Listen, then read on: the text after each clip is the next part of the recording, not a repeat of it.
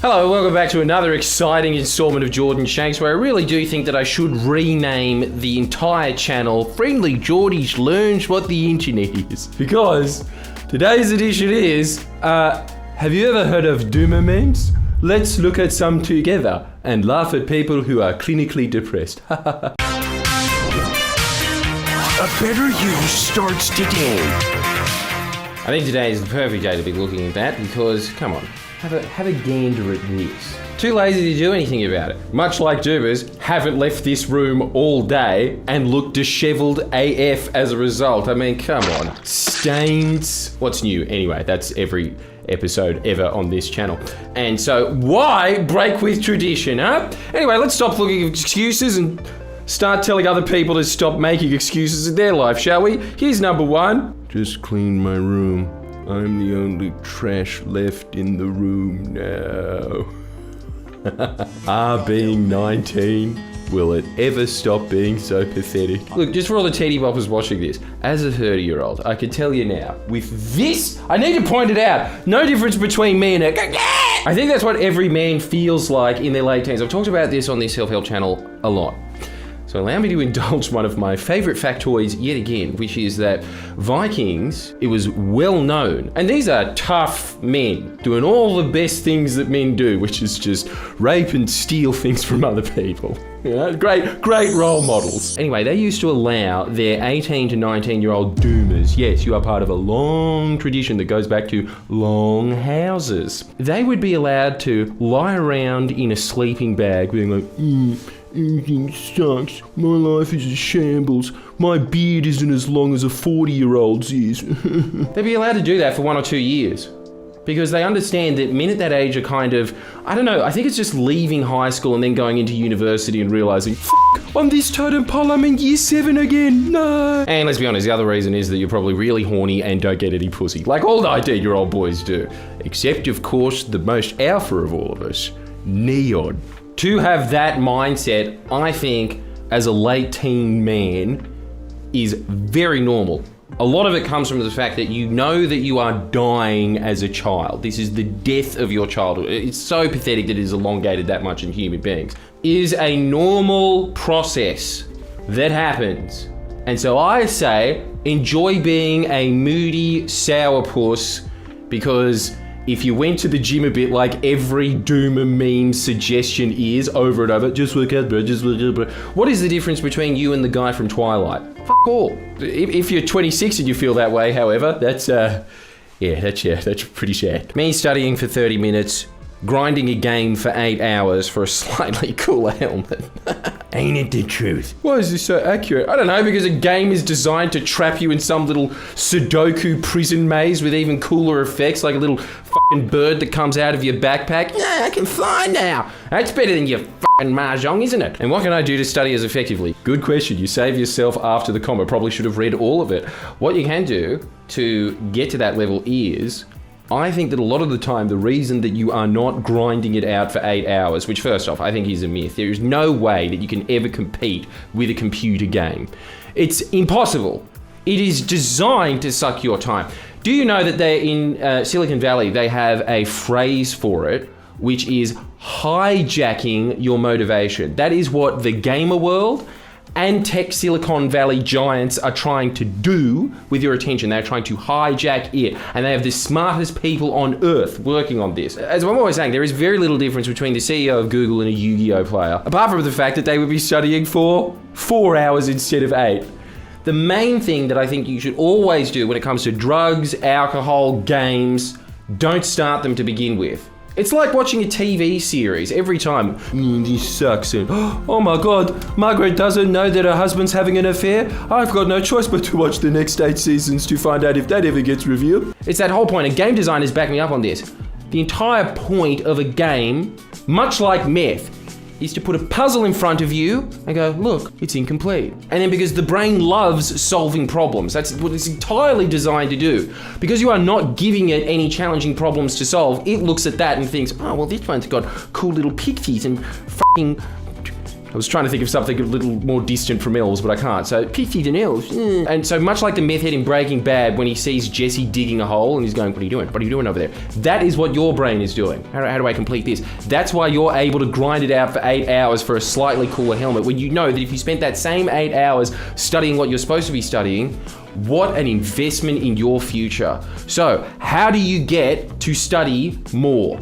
The way that you do it, I'm always saying this behind my paywall, so you should sign up. Jordan Shanks Patreon. You can get up to 3 videos a week of some man you've never met yelling at you and telling you that you're a loser. And I'm sure that that is exactly what Doomers need to hear. Well, you do need to hear someone being like, get the fuck off of SpongeBob SquarePants Racing.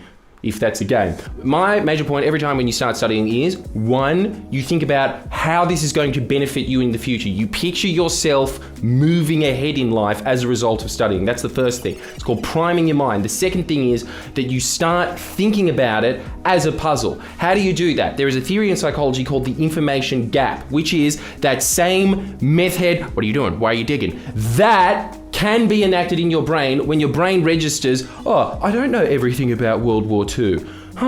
They also had slightly cooler helmets. Ah yes, the Doomer classic talking about how girls have it easy when they're 19, which yeah, absolutely. Try when they're 35 and fresh out of eggs. Can I help you, sir? Hello, Myth, how are you? Take your time ordering. Yeah, well, dude, he's also a Doomer. It's just he has to wear the stupid, debilitating McDonald's hat. Give him some credit. He wants some pussy too. Ew.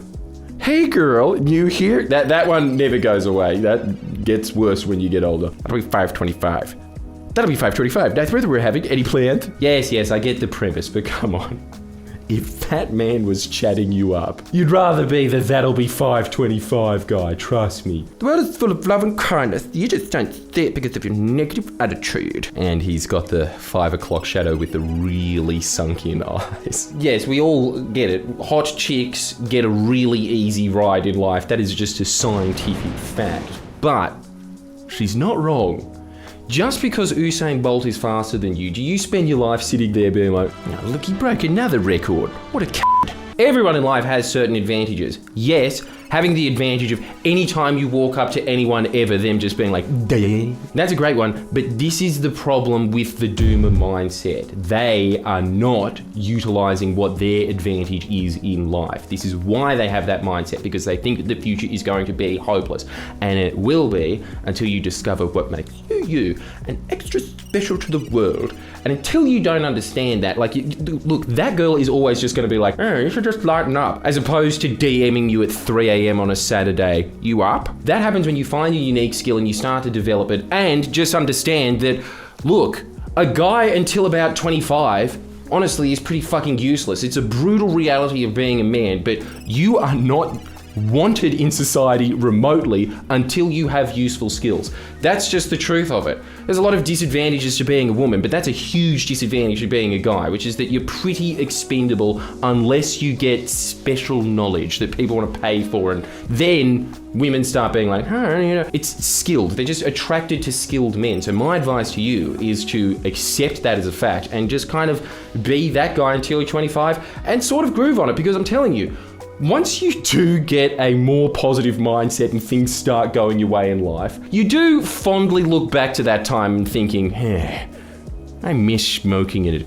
not hurting my lungs. Did my handsome boy finally get a girlfriend? See, this is the great thing about the meme format. I don't have to get a fucking wig out every second sentence because you've just cheaply scribbled one on for me. I have to get it out every 4th sentence. As a product of modern dystopian society, I've become extremely socially awkward and unable to communicate with other human beings, which has led me to fall into alcoholism and further financial instability and depression, and made me wonder about the meaning of my existence. So no, Grandma, I didn't get a girlfriend, and quite honestly, I'm doubting I ever will. Oh, why don't you just fuck your grandma then? Come on, she loves seeing you happy. I think that was some pretty solid glib advice. Let's move on to the next meme. The 3 stages of life. 1, birth. 2, what the f is this? 3 death. Look, yes, but the reason that you have that is because of what you are constantly complaining about, which is that you are a product of modernity, i.e. your life is too good. People in the 1800s didn't have time for existential crises.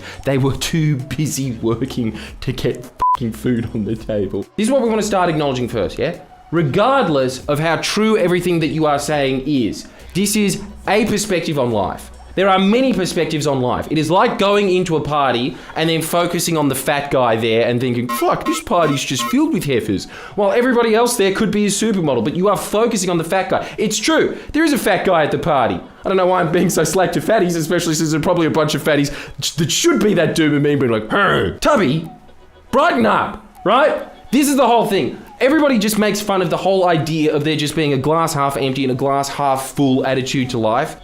Sorry. It is true. Like, me just clearing my throat then, yeah, I might get throat cancer, probably deserve it. I don't know how many diaries I pumped when the time I was a doomer, but it doesn't matter because you could still, and this does happen, people are on their deathbed, they are facing cancer and death, and they're sitting there in their pillow thinking, wow, I had a good run, I made it to 13. That is a fact. There are people that, no matter their circumstances, are still happy. Why? Because instead of choosing to look at that same point, which is the 2 what the fuck is this, they're looking at that same point of 2 what the fuck is this, but they're thinking, and isn't it beautiful? This is something that really helped me when I was developing my skills as a political satirist, but I remember reading this sentence that said that political satirists, when they look at a rat eating garbage out of a bin outside of a restaurant, unlike everybody else who's thinking, oh my God, waiter, I want a refund, they're looking at it and thinking, that was the best $200 I ever spent to see that rat eating the garbage, looking up and being like, what are you looking at? They look at the same shortcomings of society and in themselves, and they appreciate it because they have learned to laugh at it. Now let's move on. What dinner with no YouTube does to a man. Yeah, and admit it. You are not pure enough to enter Nirvana. You're doing it right now. Heathen. Babe, please see a psychiatrist. You're not Taxi Driver from 1970s New York. That's so true. Or if you're a millennial doomer, Ryan Gosling. I don't know why that man speaks so much to most of my generation that's like, got a divorce already. I don't know why. Loneliness has followed me my whole life. Everywhere, in bars, in cars, sidewalks, stores, everywhere. There's no escape. I'm God's lonely man. Yes, men do naturally suffer from loneliness more than chicks do, and I think it is generally because there is no camaraderie amongst men. Really, nature has designed it so you're either king of the mountain and you're that beach master in Woolrusses that has this mound of sea bitches around you, or you're one of those slightly less fat Woolrusses that bobs their heads in the ocean waiting for the beach master to fall asleep from being oversexed and then flops onto the beach for a quick sneak fuck until the beach master gets up. Hey, now I'm gonna have to drag my teeth right through your cock. That's the existence of most guys. It's a constant competition with each other. So most girls, when they look at you, are like, ew. And then most other guys are just like, oh, a competitor, this weeby little Yu-Gi-Oh player. And no, he's fine. But you know, that happens. My point again is, as a guy, embrace the loneliness, as this taxi driver has, and then go kill someone running for office, obviously. That's the next piece of advice. And then the third piece of advice after that is, please don't murder someone because I joked about it. The third piece of advice is, once you start to embrace your lonerism, you realize that is how all the tech companies started. Some lonely geek that went for a job at IBM, and then because of bloody quotas, am I right? I am right, it's always because of that. It's the same thing that fucking happened to me when I was applying for jobs at the media. I realized, you know what? Fuck you guys. I'll start my own media company. That's how the economy is diversified. That's how big companies are made. You should embrace being lonely as opposed to sitting. This is exactly what I'm saying. Yes, it's true. Guys are lonelier. If you focus on that as a negative, then it will dictate the path of your life and you'll be a fucking taxi driver. And in the 70s, that'd be really cool. But now, come on, like, not even Uber. If, however, you embrace the fact that you are probably going to be a lone wolf in life as a guy. Now, there are some guys that just naturally escape that because they are very socially adept. But then what happens then? They just go into a bigger organization and become a leech off of that, and that's not cool. What's cool is forging your destiny. The way that you do that is by embracing that you're a lone wolf.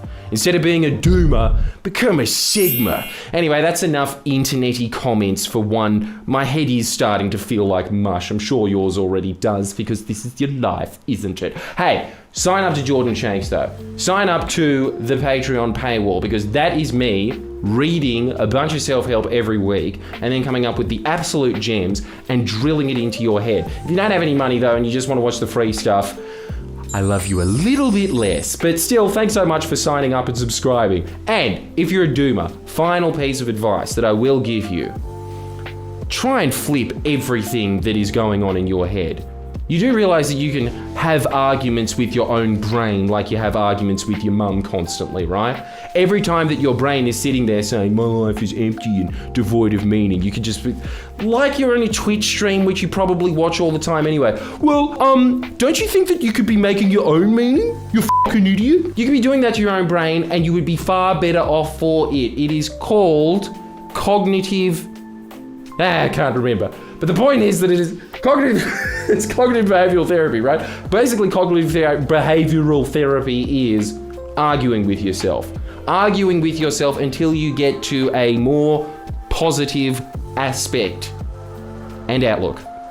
Anyway, clearly I'm too tired to be doing this, so I'm just going to stop now. So like and subscribe.